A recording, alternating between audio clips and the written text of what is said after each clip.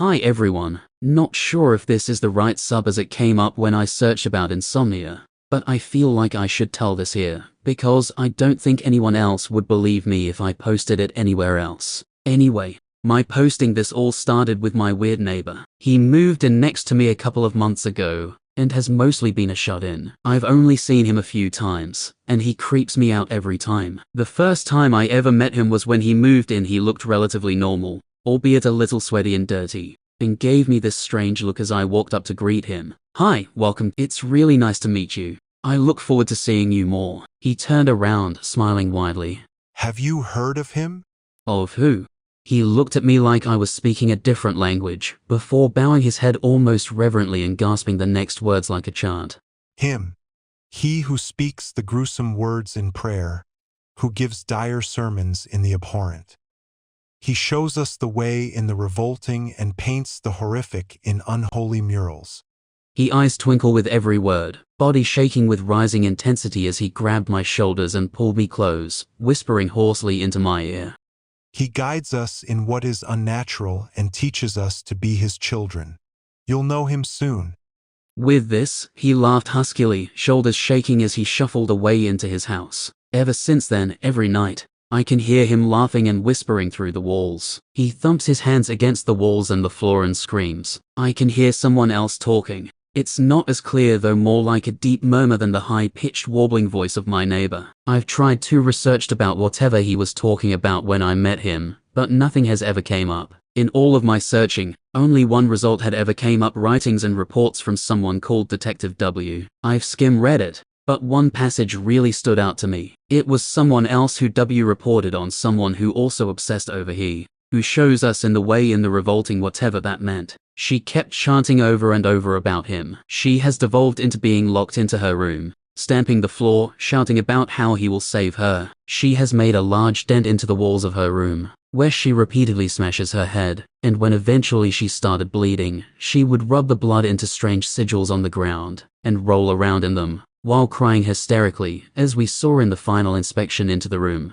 before she shut herself in completely. My team and I did manage to break the door down, but we were far too late. Whatever I could attempt to depict about the scene that was presented to us as we entered the room would not manage to emphasize the gravity and horror of her condition. She was too far gone. There was no saving her now. It just stuck in my mind. My neighbor had started down that same path as this mystery person who was too far gone after a while. I know it wasn't my place, but I started to spy on him, just to be safe. For weeks, I would watch him through my window and try to catch him when he was rarely outside of the house. He had become more of a shut-in than usual, only coming out to pick up food orders and to check the coast was clear. I reasoned with myself that I was just concerned for my neighbor and worried for his safety, but I knew deep down, I just wanted to see whatever Too Far Gone was like. There was one night last week where I saw my neighbor open his door like usual to pick up his takeout order, but there was nothing to pick up. He didn't appear at the door either,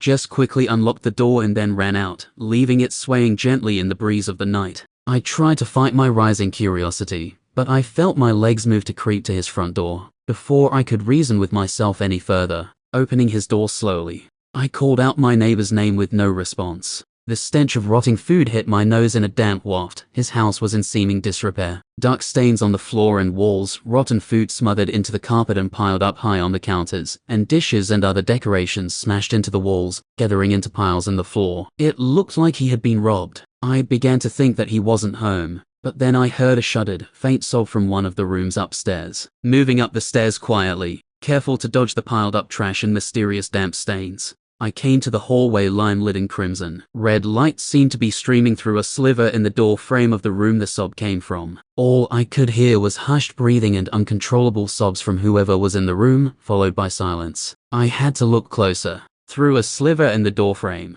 I saw, bathed in a reddish glow, there kneeled my neighbor. He had a video playing on his laptop that could only be described as a deep warbling audio of someone speaking, followed by the occasional laugh and another deep voice of someone replying. I couldn't make out what was being said, but my neighbor's shoulders shook as he wept along to whatever was being said. Then, there was a reprieve. Whatever was playing on the laptop stopped, only faint static could be heard. Finally looking up, my neighbor reached around behind him. He had tears still streaming down his face. A shaking, apprehensive sigh and a solemn look on his face. He sawed a finger off. I could feel my pulse roaring in my ears. I was unable to tear my eyes away from what was unfolding in front of me. With the finger now gushing blood, my neighbor cried out. He jabbed his finger onto the floor and drew something, an ornate and jagged sigil, that read the letter H. His body began to writhe and shake in a crumpled heap on the floor. The blood from the sigil smeared on the floor and over his clothes as he wailed and screamed. It looked like something was moving around underneath his skin. His arms and legs bent in unnatural angles, rolling over before somehow getting to his knees like before. He screamed and screamed, over and over,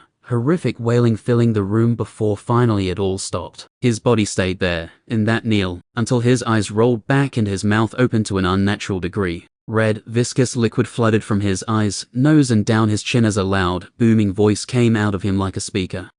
He is here. He will accept you into his dire light once you give yourself as a vessel for him. For he shows the way in the revolting and paints the horrific in unholy murals.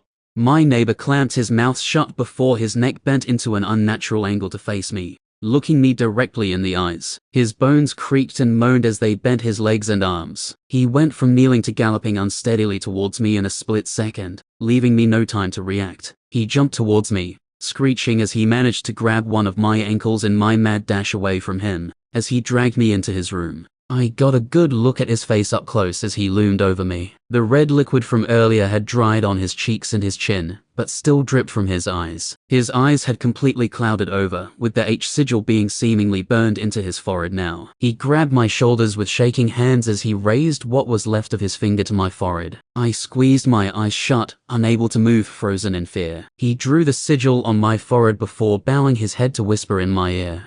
He will be with you soon.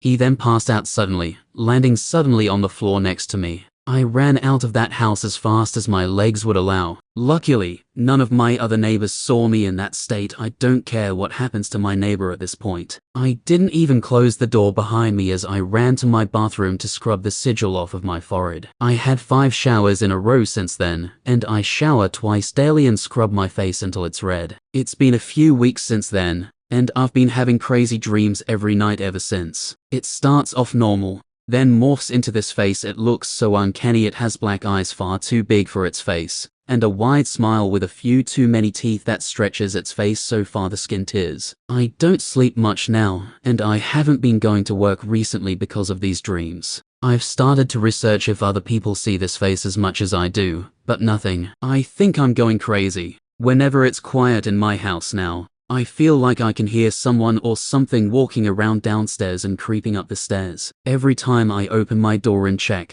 there's nothing there and the noise stops for a few hours before starting up again. It's probably the sleep deprivation, but I can't function properly anymore. One night, I let the noise go further and further up the stairs, coming across the hall, before clicking open the lock to my door with ease. I rolled over as fast as I can and pretended to sleep. It knew I was awake. It makes this faint, deep, warbling murmur from the back of its throat, before breathing heavily for what seemed like hours. I can feel it move closer to me, putting its large head close to mine, looming close enough that I can hear the squeak as it grinds its teeth. It stays there, staring a hole in the back of my head for hours, as I can see the outline of its head from the shadow on my wall. I feel like I'm losing my mind. I can't tell what's real and what's a dream anymore. I keep telling myself that whatever is behind me is a dream, but the dark marks on the floor and the heavy thumping of my heartbeat says otherwise.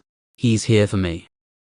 He who shows the way in the revolting and paints the horrific in unholy murals.